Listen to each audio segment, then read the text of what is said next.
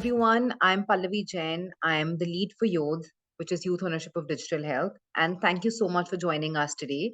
We're at YO.DH Charcha, which is an online forum hosting webinars with leaders, entrepreneurs, and young professionals in the digital health space, fostering open conversations on the latest developments and future actions in digital health. This is our third YO.DH Charcha, and we are very, very overwhelmed by the kind of response we have got. So once again, thank you so much for joining us today. Just to give you a quick introduction about what YO.DH is. So YO.DH is a volunteer-led community of digital health professionals under the age of 35 years who aspire to be the next generation of leaders driving change in the digital health space. Our vision is to empower young professionals in this sector so that they can lead the community and provide them with increased representation, knowledge, and networks, enabling them to be well-informed, innovative, and responsible digital health leaders. Our ultimate goal is to encourage the next wave of leaders to leverage technology to enhance healthcare accessibility, affordability, quality, and knowledge. As on date, we are about close to 600 members strong across 18 countries and over 70 cities. So in case you are not a member of YO.DH as yet, please go onto our website and register. It'll just take you less than a minute and become a part of our community today. Sarah is going to drop you a quick message on chat with a link so you guys can log on to that and fill out the form. So today I'm joined by Shambhavi, who is also a fellow Yodha, and she's going to be our host for the evening. Shambhavi is a public health researcher currently working in the domains of environment economics and health technology assessment with Public Health Foundation of India. She started off her journey establishing an NGO and leading 250 plus volunteers, improving access to primary healthcare and menstrual hygiene management in tribal regions of the country. She has since been contributing to core research subjects like evaluation of digital health programs, women health, environment health, to just name a few. Thank you so much, Shambhavi, for doing this for us. And we are very, very happy to have you with us. So over to you. And just before Shambhavi takes over, just want to let you guys know that this webinar is being recorded. And through the length of the webinar, if you guys have any questions, we have a Q&A function. So please feel free to put down your questions there and we will be happy to take them post the webinar. Thank you so much. Shambhavi, over to you. Thank you, Pallavi, for the introduction. In the last decade, the world has witnessed initiatives emerging from ever-changing healthcare needs, technological advancement, growing demand for accessible and more efficient services. Startups and enterprises have boomed in the domain of digital health like never before and have been contributing to address the challenges in global health. Today, we have with us two marvelous YO.DHAs who have been bridging gaps and creating impact in the digital health space through some groundbreaking startup ventures. We have Sidharth Rath, who is the founder and CEO of Swasth Plus Network, a social enterprise dedicated to enhancing health literacy and encouraging healthier behaviors amongst the communities in the South Asian region. Swasth Plus provides verified health information videos featuring healthcare professionals addressing health concerns and are available in around 16 languages till date. Swasth Plus also works on SBCC initiatives with public health partners across the world. We also have with us Manoj Sanker, the co-founder of a digital health startup called NemoCare Wellness, which is funded by global agencies like Bill and Melinda Gates Foundation, BIRAC, Axelar Ventures, JICA, Google, FICCI, and more. NemoCare is developing wearables for newborn to alert caregivers in critical health conditions, thereby alleviating morbidity and mortality to a great extent. He recently pitched NemoCare's flagship product on Shark Tank and secured a great deal with one of the sharks. He is driven to evolve the domains of medtech through IoT, design thinking, and user experience design. Sidharth and Manoj, thank you for joining in today. So let's get on with the questions to know more about your work. So Manoj and Sidharth, you both are committed to the cause of creating a difference in society through your work in the healthcare sector. As a fellow YO.DHA, it gives me immense pride to be in the company of such inspiring folks like yourself who are committing to make a difference to the world. Since you both are young and early stage entrepreneurs, how your journey has been like and what made you choose this field and do the work that you're doing. I think, Manoj, I'll start with you. Hi, Shambhavi. Thanks, Pallavi, for that introduction of the program, and thanks for that gracious introduction for our work. So, thanks again for the platform. I'm always grateful to the youth community for actually helping me believe in myself as a young leader in the digital health space. So, we started off NemoCare back in 2017, and this was the outcome of a fellowship around the biodesign process, where we identified a need in the neonatal space. So, I said this recently, and I realized for myself also saying, but because being in the healthcare deep tech hardware space, we really wanted to be sure that we had a strong problem to solve. So we took time to actually ensure we were dealing with the right problem. Because for us to even realize something's not working, it would take us almost 7 to 10 years. So we took that initiative of spending almost a year in immersion across district, tier one, tier two, tier three settings, uh, and across pan India to understand saying what is the state of healthcare, what needs to improve, and our focus was the newborn care. So to cut down infant mortality and morbidity was our mission, what we started off on, and our flagship product, the Nemo Care Raksha, works on uh, understanding the health of a newborn baby in the most holistic way possible, along with providing this data in an accessible form for all the caregivers, doctors, and nurses alike. And eventually, we want to push into the community as well, where the data can be perceived by young parents and then take action on this data. So we are into the newborn space, and the motivation was to build technology or a product for a vulnerable population which needs it the most. And we felt newborns were in that juncture to create an impact for us. So that is why how we embarked on NemoCare. Right. Sidharth, what about you? How was your journey? So thank you so much. I mean, it's been an incredible pleasure being a part of the youth community since inception. And thank you, Shambhavi, for making this happen and for inviting me here. Always great to talk to you and talk to Manoj here. So I think it's a very reflective question to look at the motivation to start. But so what we do um, concisely is that whenever somebody is looking for an answer to a question that they have about their health, they're often in a space where there is a lot of uncertainty, where they are scared, where they may be desperate, where they really don't know what to do. And the major issue that we have seen is that just at this critical juncture of when they're trying to make a decision or trying to learn more about what's happening, even though we have this exciting thing called the internet that has democratized access to information and services to billions of people across the world, there still exists a fundamental barrier, which is language, right? So the internet has theoretically made access possible, but then if you don't know English, and if you don't know how to read, then it's as if you have an entire library to yourself, but you don't understand the language of any of the books in there, right? So at the core, what we believed as a team was that people deserve access to know what is happening to their own bodies or their minds in their own language, right? So that's basically that. I think the fact that people deserve this, and we just realized that nobody was doing it, whether that's because incentives don't exist or government programs don't exist, and we thought it made sense for us to just give this a shot in a very small way instead of waiting for someone to pick it up. And then one thing led to another, and we now do quite a few things than we thought we ever would do. So it was very sort of like started as an experiment because we were impatient, and we realized if we don't do this, then this probably does not get done or gets done after a couple of years, which both are bad outcomes. So that's it. I think, yeah. Yeah, right. Wow. Manoj, through your work at NemoCare, you are currently focusing on developing wearable technologies to enhance the care given to newborn. So how did you think about translating this to creating something specifically for the newborn? So what's the story behind Nemo Care and the product, like you mentioned, Raksha, that you're developing? So what is the story behind that?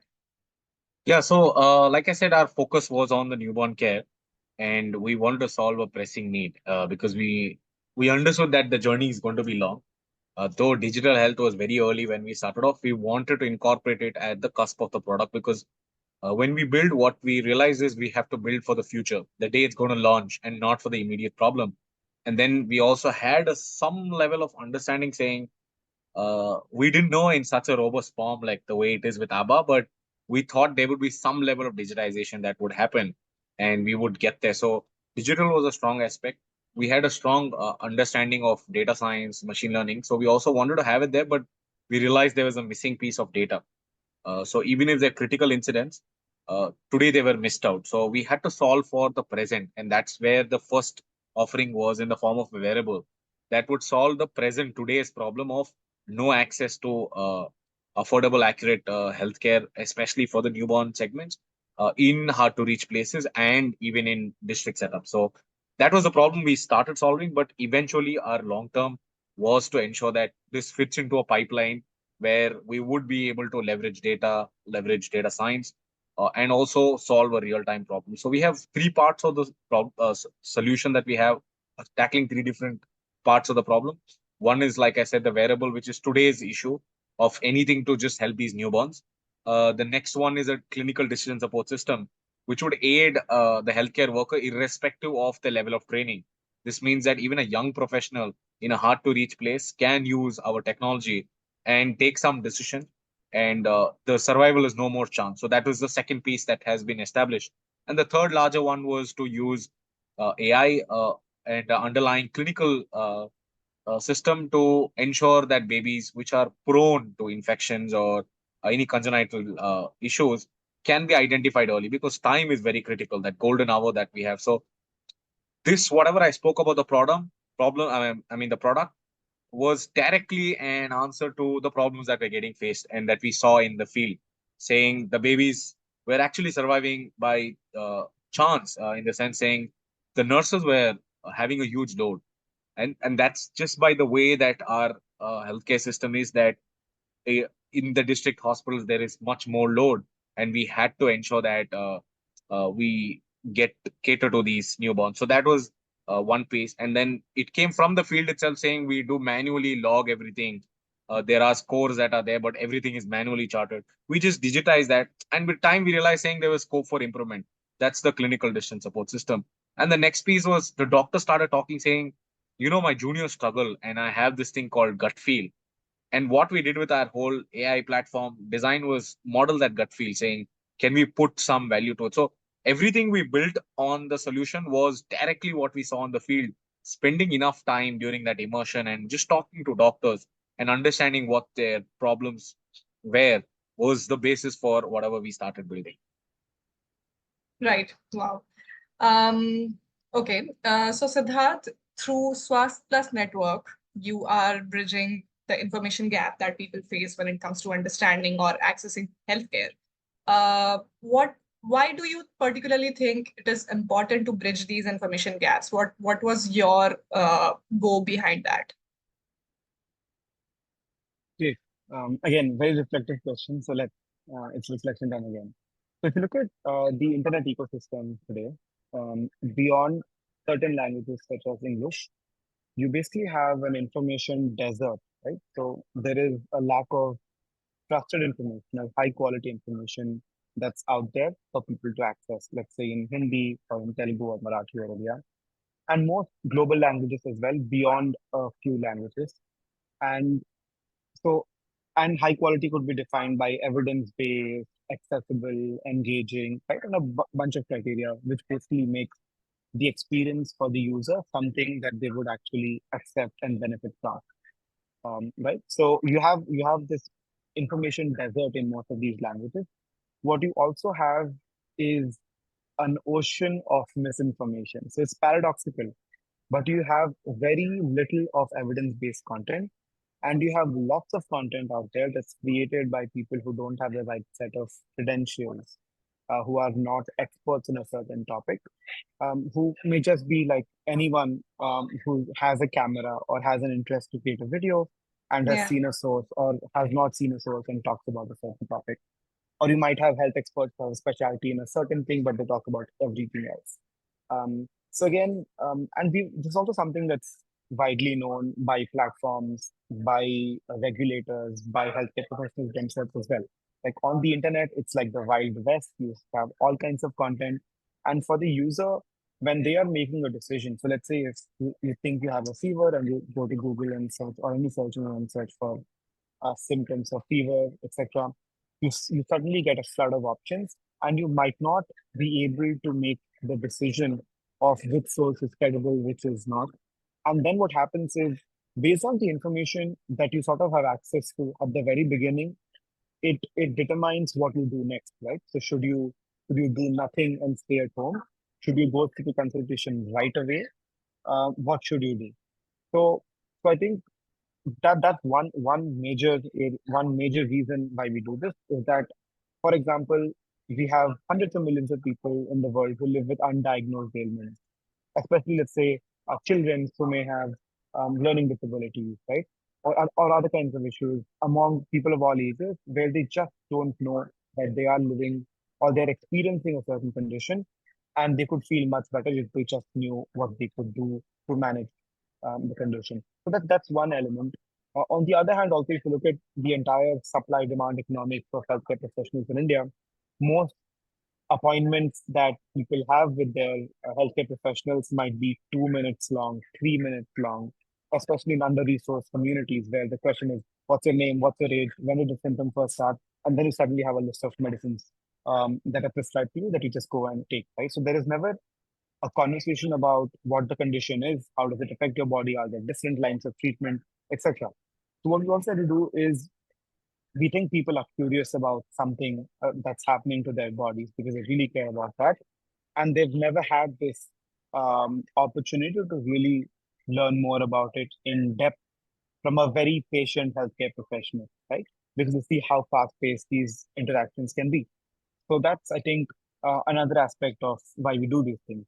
And again, just one thing to bring up, this is not something that we do for certain communities, but we create a platform where people from that language speaking community work with healthcare professionals from that community to create content for the entire community.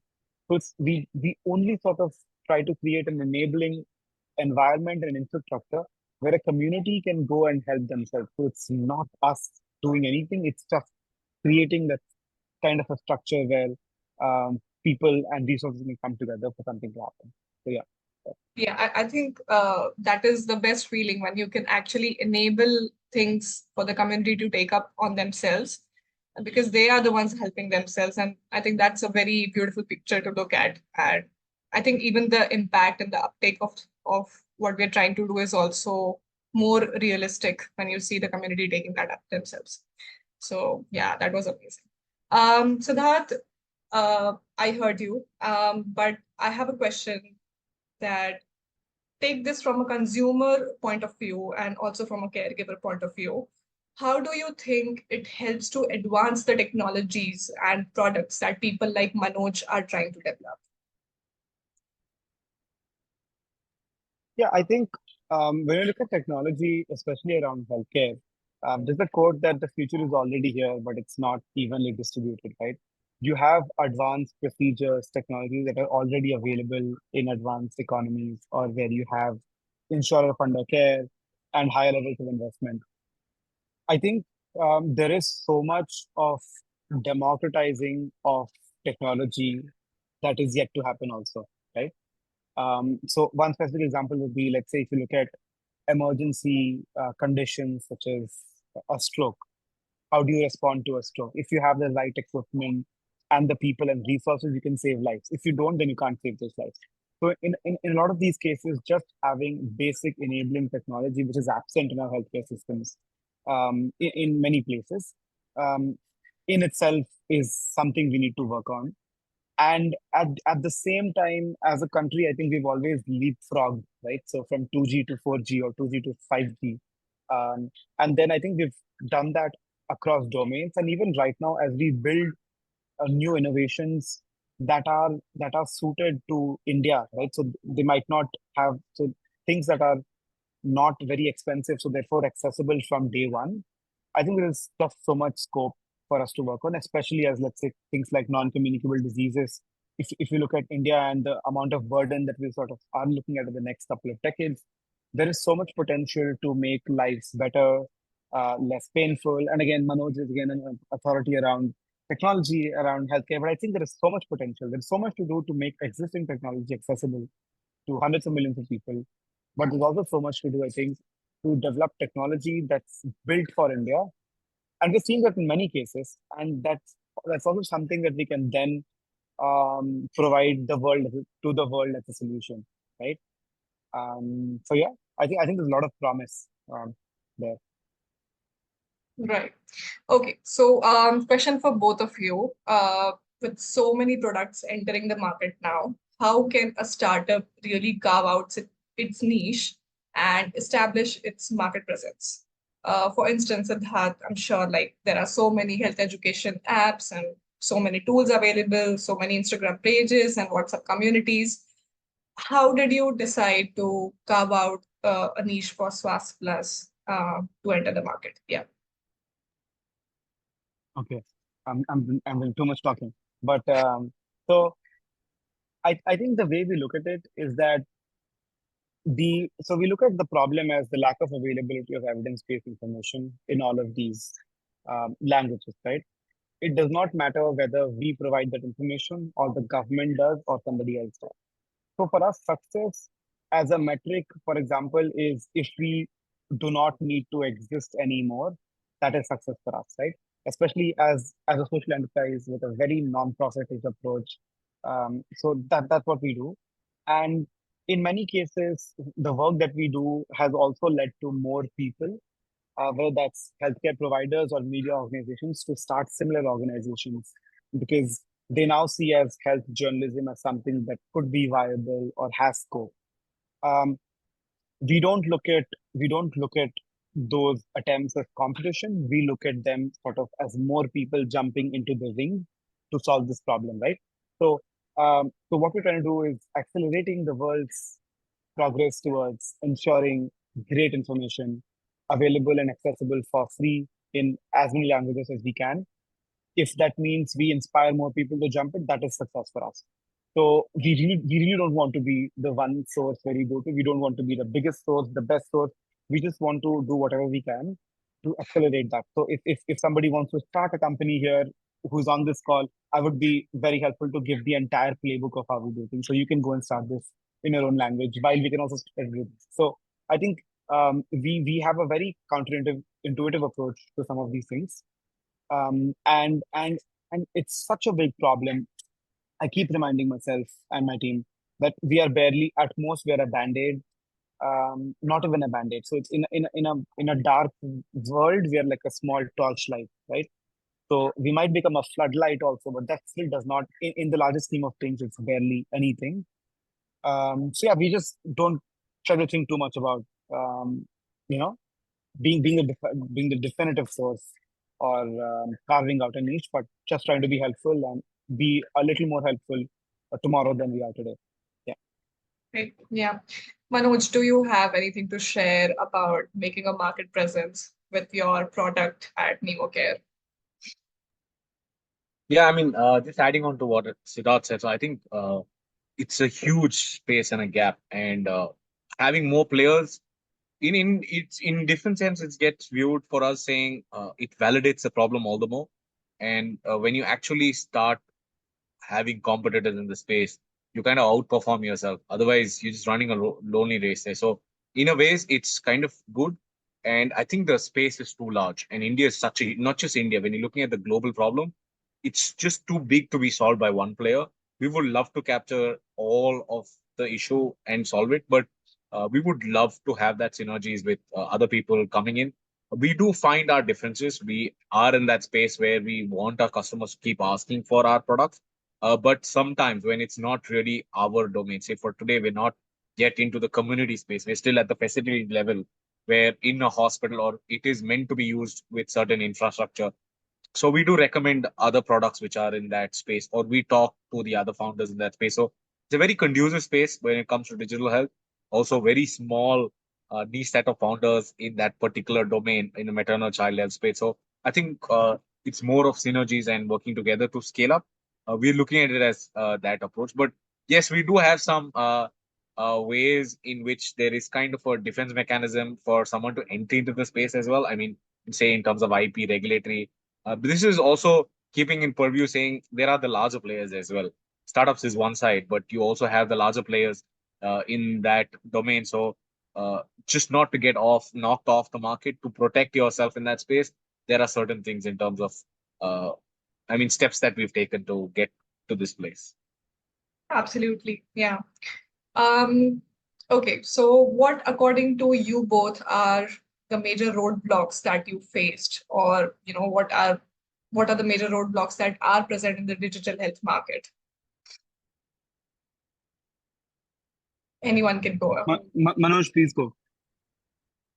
Yeah, so one big challenge has been understanding the funding landscape, because there is a lot of funds out there for impact space, SDG 3, in for dev agencies, but there is a particular way to unlock that potential as well and capital. And when we're starting to look at private equity for scaling up, it has its own set of challenges, because uh, healthcare is not like, it's a very complex. Uh, I would say beyond hierarchy, just the model of healthcare itself is very different, especially in an Indian context. So uh, that is one thing that we've learned and embraced with time. But particularly the Indian context for digital health, we've grown along with the regulator. So as a challenge, I would say we were lucky to actually grow with them, but there was nothing before 2017, and today we have a full-fledged system. So we've grown along with the regulator. But otherwise, I think the ecosystem is very conducive for digital. And I mean, forums like these, I think they didn't exist when we started off. So there are very few peers that we are trying to connect with, understand where the challenges are. Because when you come to a digital health product, today we have standards, protocols that have to be followed. When we started off, there was absolutely no clue saying, where does the data go? Who owns the data? How do we collect the data? There were so many questions that were there at that point, particularly from a digital health space. Usability, even internet for that fact, until it got democratized.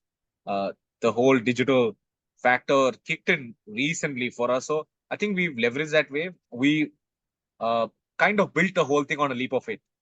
And just recently, I was there in one of the districts, and what I saw then, we built saying an internet first product, and today it actually survives in that setting, because we saw it and we knew it's getting there, and there is that smooth transition. So a lot of things on the leap of faith, and we hoped that India would get there, and we've actually gotten there. So it would have been bigger challenges if even anything on the timing had gone slow for us. Right. Yeah. Sidharth, what about you? What were the challenges that you faced with Swast Network? I think when we started, also we realized that there is a reason we had very few people or almost no one doing what we do, right? Which was that there is a missing center of financial incentives there.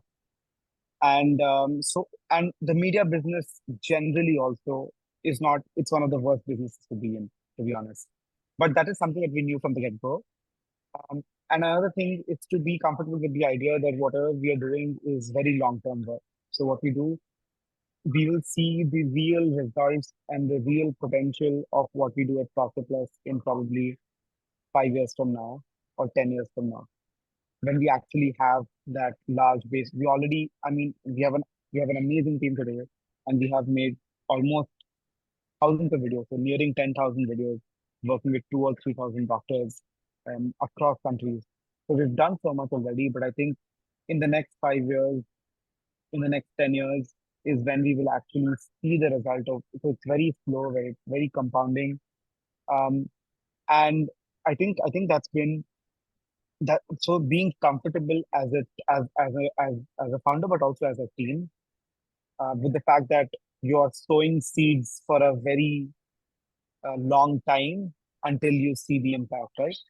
So just being comfortable with that is very important, because then what you so so we cannot, for example, hustle is not something that is a part of our strategy, because what we're trying to do again is to is one is how as an organization can we survive for the longest amount of time and just do what we're doing day on day, right?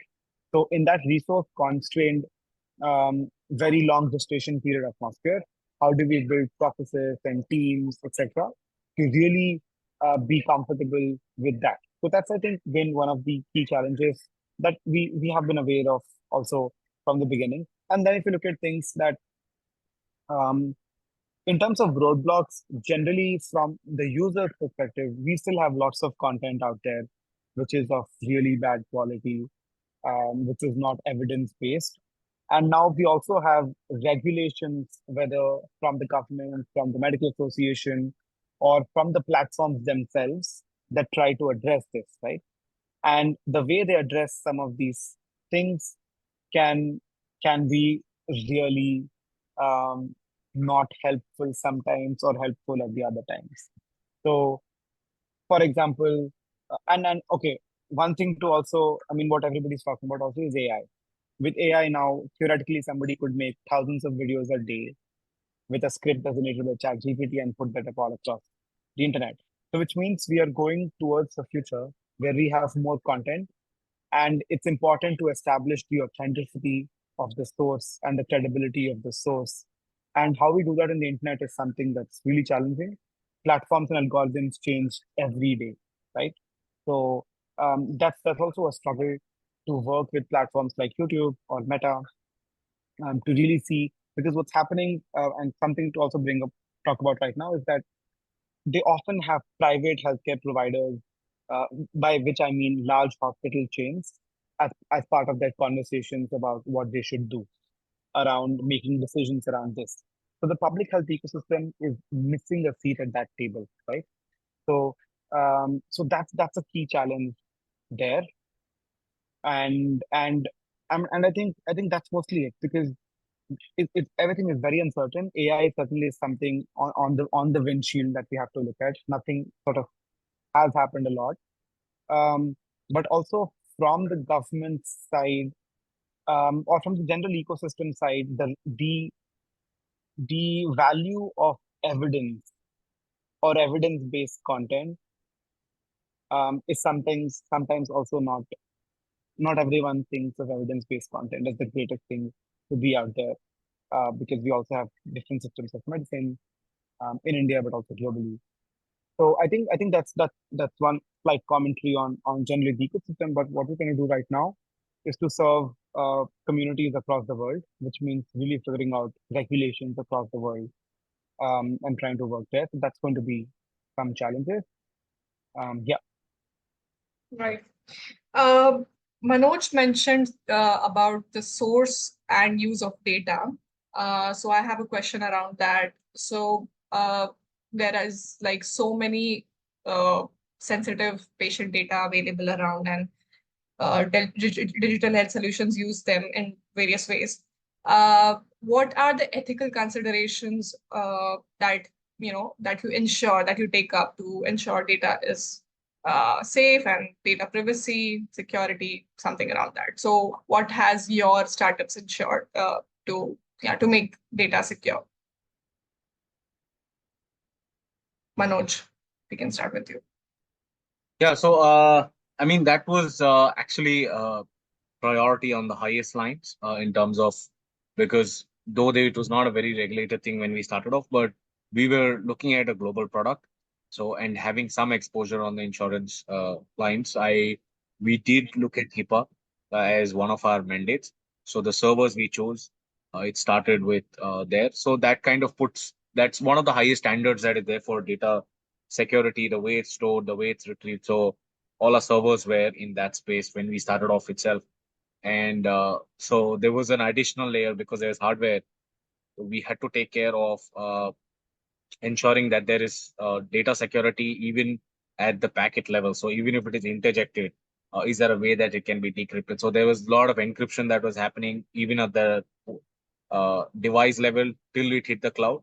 And once it hit the cloud, it was completely secure. And because we didn't know the framework that was coming up, I mean, what it is today in terms of an ABBA.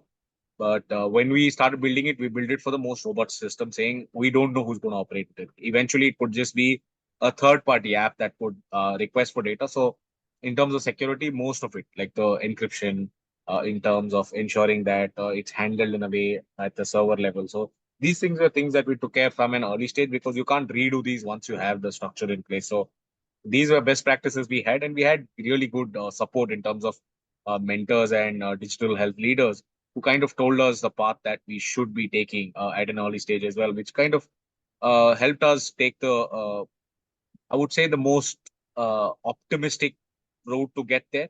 And now we are talking about the language of interoperability, the way that data can get into an ABA, or not just there, but even a third party or a private health management system. So I think those things, as a digital first company, we had to ensure it's in place, because now when we start dealing with insurance players and global agencies as well, these were mandates on the way that data was handled. And because we deal with personal identifiable data and sensitive, we do take consent forms from every patient or a hospital level with every time, right from we started off right from our clinical validation phase until now where we have a deployments, there is consent that is taken because there is a data that is involved. So I think these practices came in. We also learned along the way. There were a lot of folks from a legal side who helped us saying what are the things we need to put in. There are a lot of folks from a digital health aspect uh, at scale implementation, which told us what has to be taken care of. And we also had a lot of learnings in terms of what are the best practices when it comes from a Western context, which is already implemented it. So in the West, I cannot have a system which has data without any of these compliance checkpoints. So we adopted it early on, but very soon it's going in, as in we have a DHA Act, all of these coming in now. But I think from the time we built it, we had it in place. Right. Sidharth, what about Swast Plus? I have a really good answer, which is we don't collect or host PII information Yeah, or any kind that's of what I was going information. to get onto. So, Yeah. so Yeah. that's my answer. Right. Okay. Right. So how do you ensure that the work that you're doing stays relevant and does not become obsolete so quickly? Siddharth, do you want to go on? See, there is nothing I would like more than our information to become obsolete. So if there would be no sickness and disease in the world, nobody would need to come to us. But that's not really how I think we see the future, at least, especially in India, but also generally. So I think, yeah, so what we're doing is creating foundational content that does not exist, right? So if people are asking questions now, they don't have the answers. We're trying to give those answers right now. At the same time, what we're also working on is to find out how we can use the latest technology to build better products and services, better ways to talk to people. So we're doing some experiments around using WhatsApp-based chatbots for vaccination. So we do work with public health partners from across the world to do some of these projects, which can then potentially become future products to scale. But in general, the core of what we do is creating health information which does not exist. So we're just filling the gap. And as long as there is a need, as long as people have questions about their health, they will need information from someone. I think our and 100% our goal would be to create information, but also make better ways to deliver that information. So if the world has moved from text to video to short video to tomorrow something else, then it is our responsibility to also ensure that we create. So basically, it's like trying to make the content tasty and engaging or appealing to the audience as well. So that's I think our job to constantly innovate on making it better, making the experience less stressful. Because imagine somebody who's watching a video about a chronic condition is already in a state of distress. So how do we ensure and think about some of these things as well? How do we make our content more accessible? Right. So those are questions we look at in terms of how do we improve. But I think they're not. And, but like I said, I would wish for us to be obsolete. That is our metric of success is that the world does not need us anymore. But unfortunately, I don't see that happening anytime soon. So we have lots of work to do. Right. Manoj, what is your take on this question? So I mean, just in terms of technology, we've seen a lot of evolution that has happened. So for us, when you said obsolete, it was more on terms of saying within the product life cycle itself, we saw a lot of changes. Like there were supply chain issues, so we had to redo a lot of things. So for me, in that sense, we are constantly evolving, though it takes time to actually get the version of the product out. But internally, we've done quite a lot of changes in terms of just the product. I think easily 6 to 7 iterations, and within our product itself, a lot of things went obsolete. Like the first charging unit to now the way it is, the way that the first interface to now. So within the product itself, there's a lot that has changed, and like Siddharth again mentioned, there is constant change. The way that they're looking at healthcare, they're trying to go paper free. So our goal is to digitize everything within a neonatal ICU. We want to ensure that there's minimal writing to do, and that time is kind of used in a very optimal way.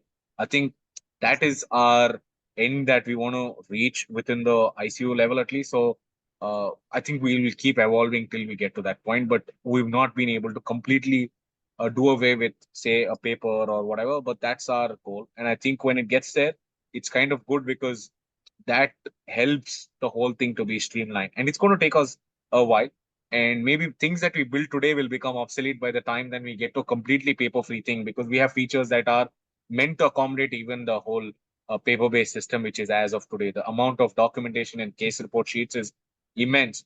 So we have accommodated a lot of features for that today, but by the time we get to completely digital, which is also easier for us, but a lot of the features on the app might just like tone down. Right. Okay, so I remember Manoj was speaking about having mentors. So we have a lot of people in youth community who have brilliant ideas, but they lack mentorship and support to start their own ventures. So I mean, I would like to talk about, I would like you to talk about your mentors and how your journey started, who was there to guide you through this entire process of setting your startup up. Yeah. Manoj, I have very little to offer here. Maybe you have, I mean, okay, so I can probably give a very short note and then Manoj can talk.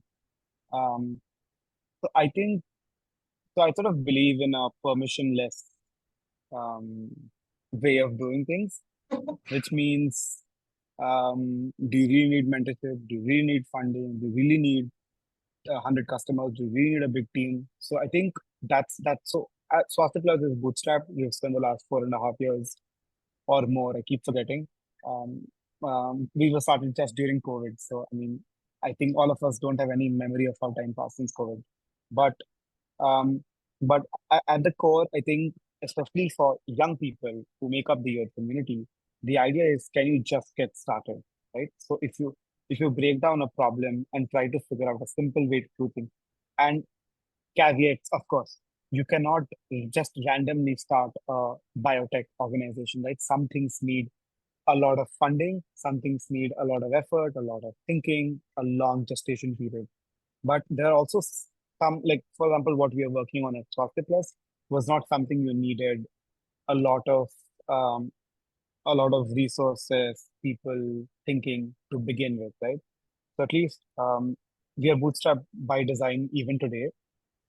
And um, my take on this would be just to find a way to start. It's really essential to start and also like pick a big mission, right? So when you pick, so if you are, no matter what you do in life, it's going to be really hard. If you pick a mission that is really amazing and that's really purposeful, especially like the conversation we're having today, we're working on public health, and the work that we do helps make lives better or saves lives in whatever way. That's not something to be proud of, but something to recognize as being societally useful. So when you're working on a mission that's societally useful, you attract people who really want to help you in your journey in whatever way that they can. So I think just picking it, an important problem to solve rather than difficult. It might be a simple problem, but nobody solved it because it seems simple at the outset. But if you pick up a really important problem where there is scope for impact, and just get started, demonstrate your commitment, demonstrate your progress. And I think today you have communities like yours, um, and people you can reach out to for mentorship. But if you don't have a mentor, that does not mean that's a huge, you know, block to starting. That's my slightly contrarian take, but for a slightly more evolved take, I would turn to Manoj. No, I think, see, I believe a lot on the lines of what Siddharth said, because uh, it's a lot of instinctive things that you do. It's a lot of gut feel that an entrepreneur goes by, because at the end of it, you are accountable for your actions. And but the slightly different take was also saying, because we were in a space which had a lot of our blind spots, many things that we were walking down for the first time, the pathway, uh, the kind of intensity for a tech product uh, at different stages, because there were too many pieces. Like, how many do you go and hone as skills? And it came down to a point saying it's better to walk the journey with some kind of guidance than take it on your own. Because coming from a product background, clinical validations were a first time or a new thing. IP on a small level, but when you're looking at an IP driven uh, moat that you're building on, again, you had to work with a lot of experts or mentors. When you're looking at regulatory, which in itself was evolving, we had so many people who came forward and helped us. And I think when I was just listening to Siddharth say that, I realized saying maybe it was the quantum of the problem that we were trying to solve and our passion. We attracted the right kind of folks who came in and guided us on the right, because we were also doing it for the first time. The whole country is evolving after like so many years, right? So within that whole 75 period of independence, we just decided to get into our own medical device regime in the last 10 years, which means a lot of thought, a lot of leaders who've done that. And we were guided by many senior folks in that. And even the decision to go for profit, non for profit came from a very senior mentor in the field. When we interacted with them in the early stage, when they tried to get our vision in place, saying, your vision's great, but how do you want to approach this? Things, such subtle things also, we had someone tell us saying, what are the pros and cons of each of those? And senior peers and even fellow peers, we've had a lot of learnings exchange, because we would go into an investor, realize what works, doesn't work. We share the notes with a funding agency or a dev agency, what worked, what didn't work, who's the person to contact. So we've learned a lot across that journey of ours, and we're really grateful. I think the whole point that we keep coming out and talking is also to ensure, to let people know that we're there, because we had people and our peers tell us that when we were in that journey. So mentors come in all forms. Age wise, expertise wise, we've got all flavors of it, who've touched our lives and helped us move towards that journey. Right.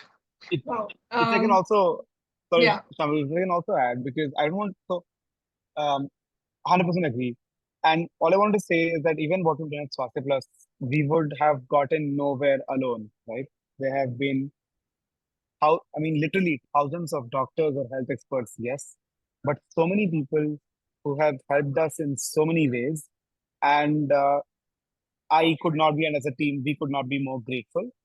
And I think, yes, and I love the point about, let's say, the breaking the traditional mold of what a mentor means, right? So a mentor does not mean someone who spent 20 years in the industry, but people around you who can help you in just looking at things very differently. So I think what I wanted to stress about was the fact that not having mentors does not mean you can't start, but but when you have a mission that is important and useful, you suddenly see this huge surge of support, and without which, even on a mental level, you really cannot go far, right? You need cheerleaders who are your friends, colleagues, etc., because the journey can be really, really long, really, really winding, and you will have momentary big wins, but countless um, learnings, let's call them positively. So, so I think it can be a very frustrating and lonely journey, especially for people starting up. And again, emphasizing again, we could have gotten nowhere alone. And I just didn't want to make it sound like, Yeah. slight clarification. Yes. Right. Okay. So can you both share some success stories of how your products and services that you're offering have demonstrably improved patient health or made healthcare more accessible? Manoj, you can start. So we're still on the journey. We've started our journey. We've touched a few thousand lives. We want to touch the millions over the next few years. But we've seen a good uptake of the product in terms of number of states, number of deployments, number of babies and lives touched. For the larger impact, we're hoping to be there in as many places and then get, because it does, even like one incident or an anecdote always excited us. But as we are growing, what we're realizing is the more we collate, the larger numbers. I think that's where we're moving towards. So with each deployment, I mean, recently we were there on the field as well, and every time we go and put a product, just understanding, saying the importance of the kind of work you're doing and the change that this product is bringing about, always put a smile on our face. I was there on the field just a couple of days back, and it felt like the first time. Every single time felt like the first time, and I was kind of surprised, saying we've seen that the first baby, yes, was very different, but every time we do that, and it is a new context, new, and it's equally the kind of a feel that we've had given to doctors a long time back, saying you're doing great, and I'm grateful for whatever you're letting me be.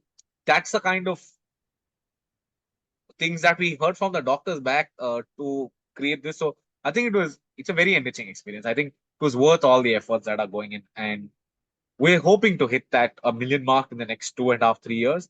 And that's been the goal that we are striving towards. And we're really grateful to our supporters in terms of funding bodies, now the CSR partners, and all our uh, supporters throughout who are helping us go in that journey. Sidharth, what about you? I think I'm really missing the field is what I pick up from the conversation, because at least the core of what we do really keeps us far from direct interactions, right? So most of so in terms of numbers, we've had 300 about 300 million people who watched our content so far. We think we've helped few of them. We don't measure impact, um, partly because we don't have to measure impact to show to a funder, etc. Also because I know many people in this call work in the ecosystem, but impact measurement can be really expensive, and we just realized we could you know we could have a much larger intervention by just not measuring impact. So that's a little bit of what we do, but we do lots of work on the field as well, and I think what we also looking at is, especially when you look at online content, if we look at that piece of what we do, there is a lot of harm that online content does. So we try to go out of our way to do no harm, so to not have a negative impact, firstly, and then what we try to do is try to support people in their decision making process, right? So I mean, w- we do get lots of real time feedback. It's social media, you know how people, anything goes right or wrong, you suddenly have 10 people jumping in. So we see tens of thousands of comments every single month. Some of them like, thank you, thank you, thank you, thank you, thank you. So that's also something for, like, for the team and everyone to just be motivated, because we really don't we really are many steps away from direct interaction, right? And what we're trying to do is reach more people, and we are hoping that we are able to help at least a fraction of the number of people we reach in their decisions. But we don't, I mean, there's also somewhere I guess we are looking for support from the ecosystem, is how do we measure impact here? Are there ways we can measure impact here? Please let me know. I would love to have a conversation with you, whoever is on this call. And that's something we might look about. But what we, as a very editorially independent organization, we just realized that that was not something we had the time for at the outset, but it's something I think is essential today to do. Right. Yeah. Amazing. So pitching to the sharks, not an easy job, Manoj. I think post Shark Tank, it has been even more difficult. What is your take on raising funds? We would love to know about your experience on going to Shark Tank and now working with Shark as well? Yes, so it's been very overwhelming, honestly, because just being there. I mean, even now, like the post thing has been super heavy for us to handle. Uh, that whole journey to get there and spending that 90 to 100 minutes with the Sharks was an experience really cherishing. And coming out of the deal was the icing on the cake, but our goal was to ensure that we put across our journey that has happened from our early stage. And I think we did well because we did come out with a deal. And uh, I think the whole journey prepared us to be there in the tank because it's very overwhelming and you can just falter at any point. So a lot of things, even when I listen to the episode, I'm like, how did we even say those things? Because it was coming from somewhere deep within and not at that moment because you're there in front of so many cameras and there are no retakes. It's a live thing. There is absolutely no retake. It's shot as is. There is an editing that they do, but you have no second go at it. So you just have one shot. So I think that the journey prepared us to go through that. Post airing has been really hard because somehow my number went to a company. It's been immense outreach. I literally had to take a break and just switch off my phone and go on a break because, yeah, they told us prepare your website, prepare your app, ensure everything is fine. They never said prepare your WhatsApp or your calls or because there were the amount of requests we got. And they were varied. It came in from investors, came in from distributors, it came in from parents, it came in from across.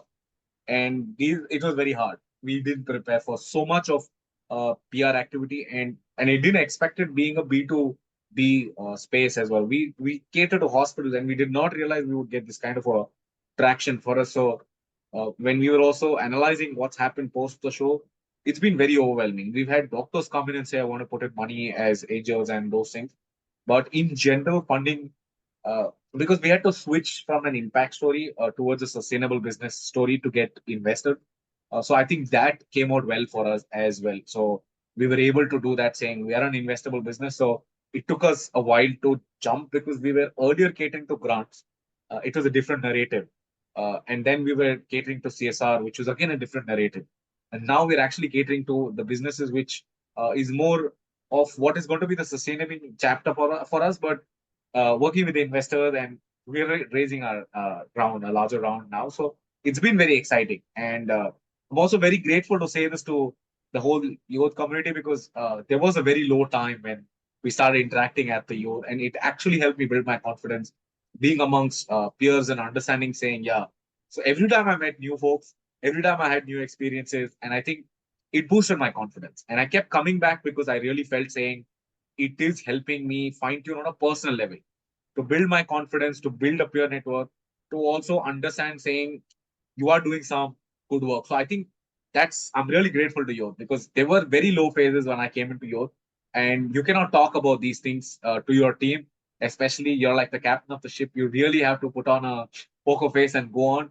You cannot say it out on a lot of things, but now I'm able to say it back in retrospect because I think there are many folks out there, and I think this platform is great for all of us to just share, saying, yeah, either I need help or I just want to be amongst a different ambience or learn. So I think just that personality development helped me a lot. A lot of activities that we did, introspection, things which we couldn't halt, step out and see. I think the whole community as a whole, the activities, the ambience. Zora was my favorite. Honestly, I just love that place to keep coming back there because the kind of energy there is really good. So I think I started fundraising when I started interacting with the whole Youth platform at the launch of Youth and that time. So I think I'm very much, it's been an integral part of this whole thing. Uh, and I think, yeah, I hope people have watched the episode, but uh, we gained confidence from the folks who went in before us onto the tank from the healthcare space. I think we give that confidence and lower the barrier for other people to go on there because, yeah, it takes a little courage to go there and expose yourself on national television. We were not really sure. Took us 3 seasons, but I think it's lowering the barrier and making it kind of normalized for folks coming behind us. Wow. Wow. What an amazing answer, seriously. Okay. So we have a few questions with us in the Q&A chat box. Few guys would be interested in taking a few up. So there's a question which says, how did you incorporate patient consent management and data handling other than the best practices? Yeah, so quickly on that, we do have systems where the doctor kind of gives consent, because here we're dealing with babies and they're minors. Usually it's the parent. So the hospital takes access from consent from the patient. And here we are dealing with the doctor giving access to ensure that he gets something back. So that's the model that we work. Just quickly getting at that. Yeah. Yeah, yeah. In your entrepreneurial journey, which within the digital health space, what has been the most significant lesson that you learned so far? Sidharth, do you want to go ahead? I think it's a very small ecosystem, but I think one of the fundamental things is that you have to be very collaborative and from the get-go, because there are so many different pieces of the puzzle. Every actor in the healthcare ecosystem might have their own incentives. If you can align everybody's incentives in a way where patients win and everybody else also wins, I think that's a great way to um, to build sustainable stuff. Also, another thing I mentioned about I need some help about in studying the impact. I already have someone from the youth community who dropped me a message that they can help me with that. So please be part of communities like YO.DH. They're really helpful. Right. Manoj, I think this question is for you. What feedback mechanism do you have in place to continuously improve user experience? Yeah, so we invested a lot in that. We realized it not at the time of product development, but when we started deploying it, we did usability acceptance studies. We've engaged with a lot of public health institutes. So in Gandhinagar, we worked with IIPH. So when we put it out there, especially because we have a digital interface, we changed the way that they were working with physical systems, as in knobs, buttons, and all that. Everything was on a tablet for us. So we did realize that it was not as easy as using WhatsApp. That's how we built it in our lab. But the minute we put it out to the user, we realized saying WhatsApp doesn't even have a login, and our things had to have logins just for the data privacy and those things. But it's been a constant thing, and we do keep running experiments every time we change something, or if it's a new environment. So we invest heavily on our user experience, because it's called human factored engineering. It's a part of regulations as well. Not much paid attention to, but when you're scaling, and especially when you have digital health intervention, it is going to become very critical. So Right. Yeah. Okay, just to end the session on a little fun note, I have a small rapid fire for both of you. So I'll be asking you questions. You will go for the answers one by one. Keep it I'm already very stressed. crisp and short. No, you don't have to be stressed. It's going to be fun. So, okay, I'll start. Yeah, just remember keeping your answers very crisp and short. So, your mantra for success, Siddharth. Not having to exist anymore because the problem is solved. Oh my God, okay. Manoj. this is our mantra for success, right? We're just hoping that babies are going to be fine. We just want to ensure that it gets. We want to ensure that parents have good sleep. That's the goal that we are going to run towards. So peace of mind for the parents, caregivers. That's exactly what we're trying to chase. Right. Okay. What drives you, money or serving the community? I'll take it. We need money to serve the community. So I think that's the vision that we kind of got a shot as well, saying as long as you continue doing what you're doing, just go at it. But we realize we need to do it in a sustainable manner. So Right. And keep it rapid, which is same. Okay. The biggest goof up or blunder that you have created as being an entrepreneur. um, this question should be answered offline. No, but Manoj, this is you have something to share? not really. I think these are all lessons for us. Any goof up has become a lesson. So we have like a lot of lessons. That's all I can say. all right. Okay. One technology you cannot live without. Um, Guys, this is rapid. aeroplanes, aeroplanes, I think. Okay. Just internet and WhatsApp for now. I think because a lot of things are happening there. Yeah. One advice you can give to early entrepreneurs. Go for it. Go for it. Go for it. Yeah, as in just go fearless. I think we have, with the whole young community, we have age at our disposal. At the same time, age is just a number. So go all out, and there is a lot of support out there. So, Right. One best piece of advice you ever received. uh, I think this came in from when I just finished college, and my prof said, every experience is going to be a learning for you for the larger picture. And he gave the example of Steve Jobs attending calligraphy class. At that point, I felt very elevated, but the longer message he meant was saying nothing goes for waste. So any experience and anything that you pick up. So that's, I think, one of the best advices that's shaping me till date. Again, I have more stuff, but I think we're just made of recycled stardust, so we shouldn't think too much. I mean, ultimately, our lives are inconsequential, but so it's important for us to ensure that the journey also is fun and filled with amazing people, so that regardless of what the outcome is, which is very uncertain in the space we are in, the journey is worthwhile.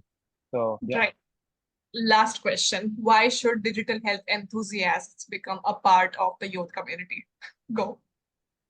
I think I answered that earlier. I think I found my support mechanism here. A lot of folks, a lot of friends on the call as well. I think every time we are called, I'm waiting. I asked Sharan as well, saying, when is our next meetup? Because I missed the last one and the site visit that was there. Same, I missed.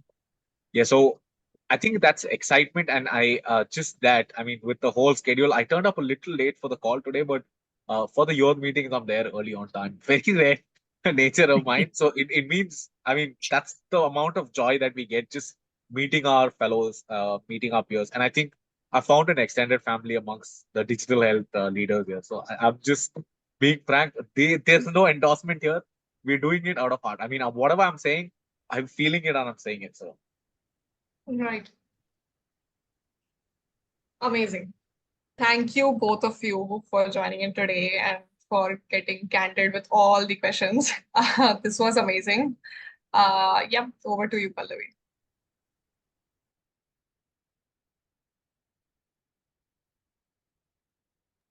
Pallavi, you are on mute. Sorry. Sorry.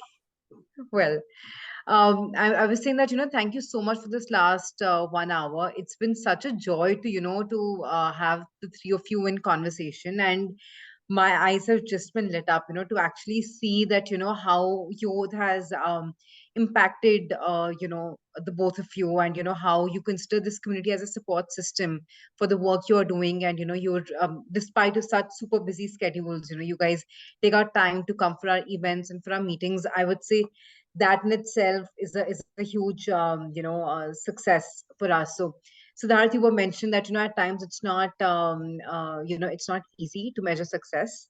So I will say that these small things which you guys talked about, whether you were provided support to you guys, or you guys made connections, you had a peer group, it became a support system for you. I think these are intangibles which even we can't measure. But again, to be in conversation with people like you, and to hear your stories, I would say this is a success story for you. But thank you so much once again. It's truly a joy to see you guys do so well. You are inspiration for the entire community, and it's truly a joy to be learning from all of you. So once again, thank you so much, and thank you. That's all I can say. Thank you so much. Thank you. Thanks. Thank you. So we guys will be back next month with another webinar. And Manoj, since you asked that, when is our next meetup going to be? So we are going to be planning a big meetup with about over 100 people in the next 2 months. We'll keep you all updated. So those of you who are on call, who are not members of Youth, please get a chance to attend many more such webinars and be a part of our networking events. Thank you so much. We'll see you soon. Bye.